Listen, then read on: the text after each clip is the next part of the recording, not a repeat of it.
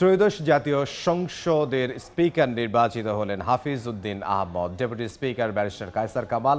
অধিবেশনের শুরুতে সংসদ নেতা তারেক রহমান বলেন, প্রধানমন্ত্রী হিসেবে সব দল মতের প্রতিনিধিত্বের মাধ্যমে জাতীয় সংসদকে জাতীয় সমস্যা সমাধানের কেন্দ্রবিন্দুতে পরিণত করা হবে।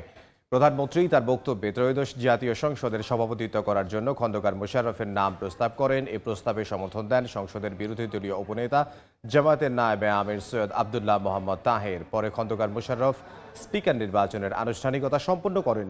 সংসদ সদস্যদের কণ্ঠ ভোটে স্পিকার হিসেবে হাফিজ উদ্দিন আহমদ এবং ব্যারিস্টার কায়সার কামালকে ডেপুটি স্পিকার নির্বাচিত করা হয়। সাধারণ নির্বাচনের পর পরবর্তীতে একই বৈঠকে মাওলানা আব্দুর ফ্যাসিবাদের নির্মমতার শিকার নির্যাতন নিপীড়ন জাতীয় সংসদে দলের প্রতিনিধিত্ব করলেও প্রধানমন্ত্রী হিসাবে আমি এই জাতীয় সংসদে দেশের প্রতিনিধিত্ব করছি।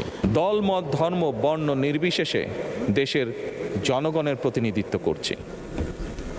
আমার রাজনীতি দেশ এবং জনগণের স্বার্থ রক্ষা করার রাজনীতি।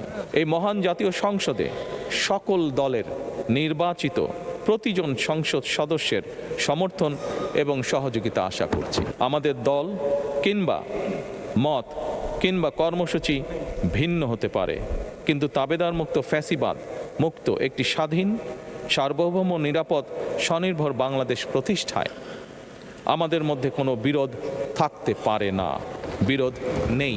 জাতীয় সংসদকে জাতীয় কর্মকাণ্ডের কেন্দ্রবিন্দু না করে বিতাড়িত ফ্যাসিস্ট সরকার জাতীয় সংসদকে অকার্যকর করে ফেলেছিল।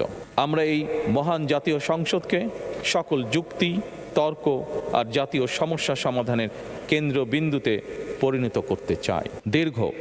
দেড় দশকের ফ্যাসিবাদী এবং তাবেদারি শাসন শোষণের পর জনগণের ভোটে নির্বাচিত প্রতিনিধিদের নিয়ে আজ আমাদের এক বিশেষ পরিস্থিতিতে জাতীয় সংসদের কার্যক্রম শুরু হতে যাচ্ছে।